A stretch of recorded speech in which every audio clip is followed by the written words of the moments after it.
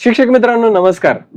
Teaching digitally या विशेष course मधल्या या विशेष व्हिडिओमध्ये आपणा सर्वांचं स्वागत.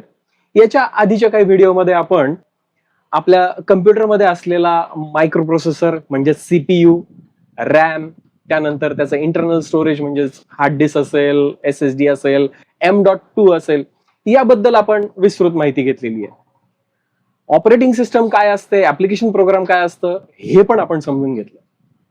स्मार्टफोन तर आपण सगळेजण वापरतो आणि स्मार्टफोन मध्ये सुद्धा या सगळ्या गोष्टी असतात का, असतात तर त्या कुठे असतात, हे आज आपल्याला जाणून घ्यायचंय. एक खोललेला स्मार्टफोन जर आपण बघितला तर त्याच्यामध्ये ह्या सगळ्या गोष्टी किती बारीक स्वरूपामध्ये असतात आणि किती ऍडव्हान्स पद्धतीने ह्या सगळ्या वस्तू अतिशय कमी जागेमध्ये बसवलेल्या असतात, हे आज आपण इथे जाणून घेणार आहोत. मित्रांनो, आज आपण आहोत नेवासा फाटा येथे.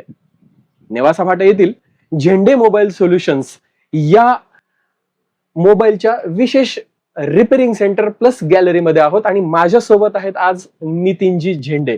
नितीनजी झेंडे सर, आपलं खूप खूप स्वागत. आणि धन्यवाद. आमचे जे राज्यातले शिक्षक आहेत, या राज्यातल्या शिक्षकांना खूप या बाबतीत प्रश्न आहेत नमस्कार. की सगळ्यात पहिलं, कॉम्प्युटरला जसा मायक्रोप्रोसेसर असतो आणि कॉम्प्युटर खरेदी करताना आपण जसा i3, i5, हो i7 असं करून कॉम्प्युटर खरेदी करतो, मायक्रोप्रोसेसर पाहून खरेदी करतो, तसा मायक्रोप्रोसेसर किंवा सीपीयू मोबाईल मध्ये असतो का? हो असतो आणि ते आपण बघूनच खरेदी केलं पाहिजे. अच्छा. हा मोस्टली इथे बरेच जण मोबाईल खरेदी करताना त्याचा डिस्प्ले किती मोठा आहे, तो कुठल्या कंपनीचा आहे, तो किती कॅमेरा मेगापिक्सलचा आहे, एवढं पाहून करतात. पण खऱ्या अर्थाने त्याच्यात जर कुठली गोष्ट पाहायला पाहिजे तर ती मायक्रो प्रोसेसर पाहायला पाहिजे, ज्याला आपण सीपीयू म्हणतो. सीपीयू कोणत्या कंपनीचा आहे, हा. त्याची रॅम किती जीबी आहे आणि त्याचं internal- इंटरनल स्टोरेज वगैरे हे सगळं काही बघितलं पाहिजे. शक्यतो बरेचसे जण काय करतात, फक्त किंमत किती आहे आणि आपल्याला परवडेल का हेच हा. बघतात. ते न बघताना प्रोसेसर वगैरे हे सगळं काही बघितलं पाहिजे. रॅम प्रोसेसर जो असतो म्हणजे त्याच्यावरती आपल्या मोबाईलचं संपूर्ण काम अवलंबून असतं, बरोबर? हो. म्हणजे आपल्या मोबाईलची कार्यक्षमता, बरेच जण म्हणतात की वापरताना मोबाईल तापतोय, फार लवकर बॅटरी डिस्चार्ज होऊन जातीये. हो. तर हे सगळं म्हणजे ऍप्लिकेशन एखादं चालू करायचं तर फास्ट चालू होतं, काहींच्या मोबाईलमध्ये खूप वेळ लागतो. हो. तर हे सगळं काम प्रोसेसर महत्वाचा तिथे आहे का अजून काही महत्वाचं? आपण रॅम आणि स्टोरेज जे म्हणतो ना, हा. तर काही मोबाईल मध्ये 4 GB रॅम असते, काही मध्ये 64 GB इंटरनल असते, 8 GB 16 GB हे जी रॅम असते. आपण ती रॅम बघूनच घेतलं हा. पाहिजे. जेवढी कमी जीबी रॅम असेल हा. त्यामुळे मोबाईल तो गरम होतो. अच्छा. हो. आणि आपण फोटो व्हिडिओ जो पण काही डाटा असतो तो आपल्या स्टोरेज मध्ये असतो. तर आपण जेवढे फोटो वगैरे जास्त काढतो मग ते स्टोरेज फुल भरत जातं, मग ते मोबाईल त्या ठिकाणी स्लो होतो. स्लो. आपण ऍप्लिकेशन पण इन्स्टॉल करतो त्याच्यामध्ये, पण मग ते रॅम जी काही काम करते ना, मग ते जेवढे जास्त ऍप्लिकेशन आपण त्याच्यात इन्स्टॉल करतो तेवढी ती जास्त कन्झ्युम होते, तेवढी ती ओव्हरलोड होते. ओव्हरलोड झालं की तिचं काम वाढतं आणि हो. ती तापते, एकंदरीत म्हणजे सगळंच आपला परफॉर्मन्स खाली हो. होतो.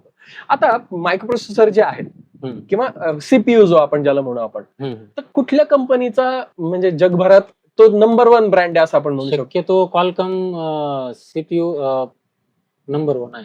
ओके. हे शिक्षक मित्रांनो लक्षात घ्या, तुमचा फोनचा प्रोसेसर कुठला आहे हे नितीन सर आपल्याला सांगतायत की क्वालकॉम हा 1 नंबर आहे.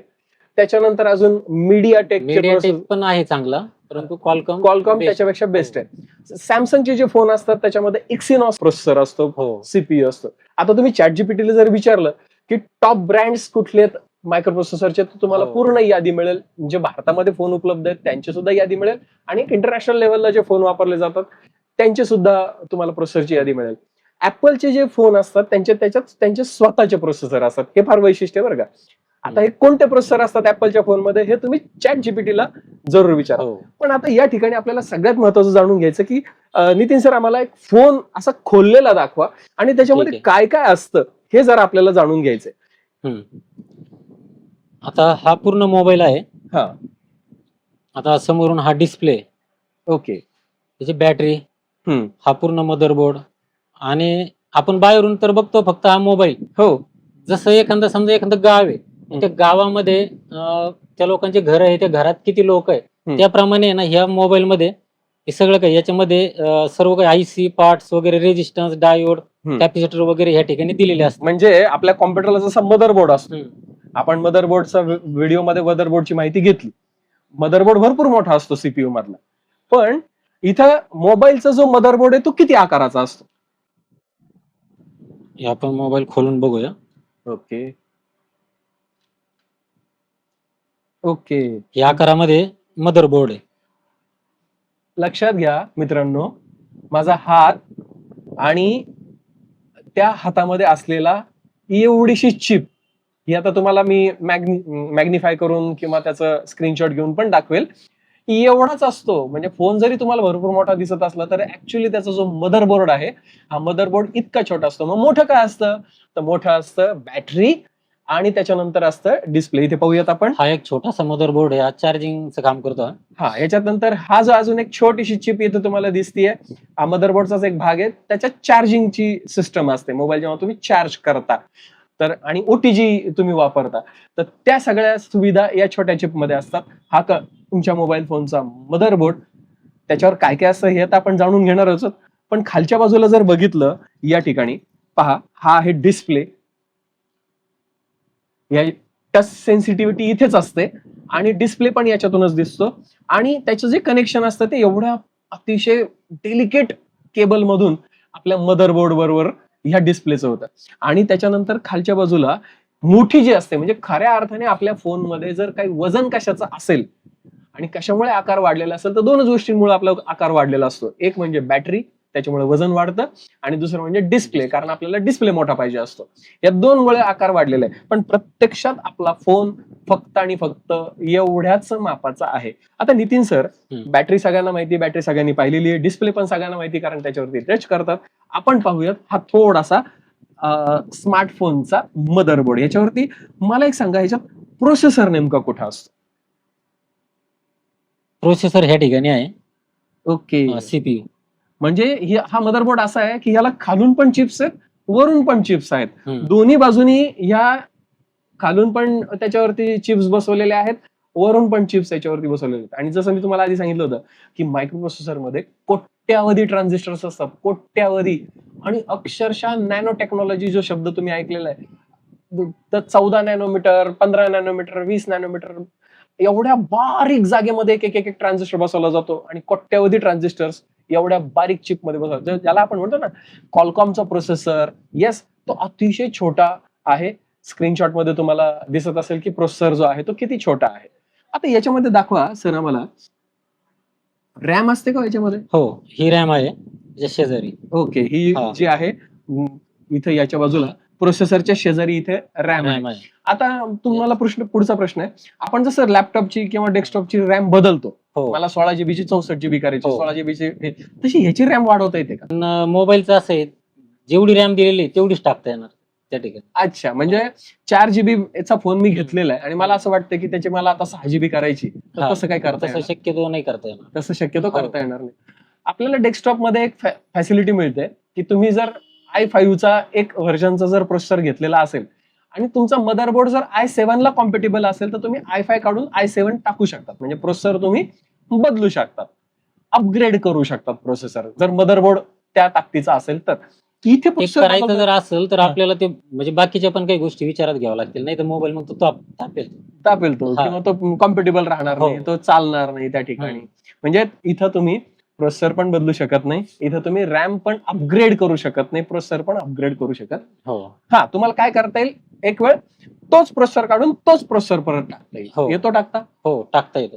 रॅम आणि ह्या ज्या गोष्टी आहेत त्या काढून परत टाकतात. आता जेच आपण म्हणतो ना इंटरनल मेमरी, 64 जीबीची इंटरनल मेमरी, 128 जीबीची इंटरनल मेमरी, ती कुठं असती हे आपण ह्याच्यात पाहूयात. ती मेमरी याच्या पाठीमागे दिलेली आहे.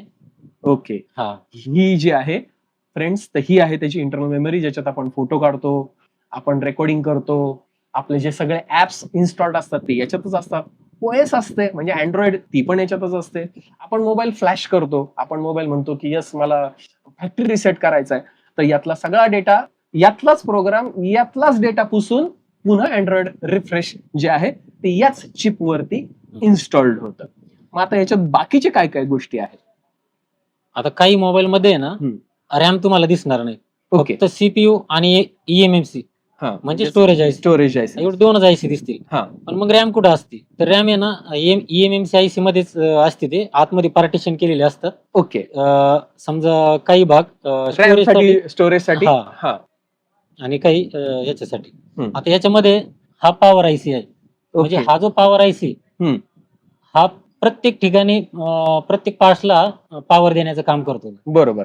सगळ्यात अगोदर आपण समजा एखादं फंक्शन ओपन केलं, हम्म. तर ते फंक्शन ओपन करताना ती कमांड सीपीयू मधून ती कमांड जाणार, हम्म. पॉवर आयसी जाणार का तू आता आपण समजा कॅमेरा ओपन केला, हम्म. तर याला कमांड जाणार का तू ते कॅमेराला एवढी पॉवर दे, 1.8 पॉवर दे समजा. हा. ती पॉवर गेल्यानंतर त्या ठिकाणी ट्रान्झिस्टर असतात, त्या ठिकाणी ते स्विचिंगचे काम करतात. हम्म. मग ते स्विचचं काम केल्यानंतर कॅमेरा ओपन होणार, फ्लॅश ओपन होणार. हम्म. आपण ते क्लिक केल्यानंतर ते फोटो निघणार आणि ते फोटो जे आहे ते प्रोसेसर त्याला प्रोसेस करणार हम्म. आणि आपल्या मेमरीमध्ये, इंटरनल मेमरीमध्ये रॅम थ्रू तो सगळा प्रोसेसिंग होऊन ते आपल्या EMMC, ज्याला आपण इंटरनल मेमरी म्हणतो आपल्या फोनची, त्याच्यामध्ये जाऊन ते स्टोअर्ड होणार. हम्म. पाहता इथे तुम्हाला इथे कॅमेरा दिसतोय, त्याच्यानंतर याचे जे वेगवेगळे जे पार्ट्स आहेत ते वेगवेगळे पार्ट्स वेगवेगळ्या लोकेशनला इथे ठेवलेले आहेत. मोबाईल रिपेअरिंग हा फार मोठा विषय आहे. अजून भारत या चिप्स बनवण्यामध्ये सुद्धा खूप पाठीमागे आहे. माझ्या मते ह्या सगळ्या गोष्टी चायनावरूनच इम्पोर्ट होतात. हो. अजूनही भारतामध्ये ग्राउंड म्हणजे 0 लेवलला आपण जस्ट सिलिकॉन पासून कम्प्लीट फोन बनवला, अजून टेक्नॉलॉजी भारतामध्ये नाही. खूप गोष्टी आपल्याला शिकायच्या आहेत, खूप गोष्टी आपल्याला आपल्या विद्यार्थ्यांना प्रमोट करायच्या आहेत शिकण्यासाठी. तर कुठे भविष्यात आपण 100% स्मार्टफोन भारतामध्ये बनवू शकू. राज्यातून शिक्षक तुम्हाला पाहतायत. नेवासा फाटा हे जे ठिकाण आहे देवगडच्या जवळच आहे. अहिल्यानगर छत्रपती संभाजीनगरच्या मधोमध आहे. नेवासा फाट्याला आल्यानंतर चौकातच यांची मोबाईल सोल्युशनची शॉपी आहे. इथे स्क्रीनवर तुम्हाला नितीन सरांचा नंबर पण देतोय. तुम्हाला अजून काही पर्सनली फोन घेताना काही प्रश्न विचारायचे असतील, तुमच्या फोनला रिपेअरिंगच्या संदर्भात काही प्रश्न असतील, तर निश्चित नितीन सरांना कॉल करा. ते 100% तुम्हाला हेल्प करतील. नितीन सर, खूप खूप धन्यवाद. थँक्यू.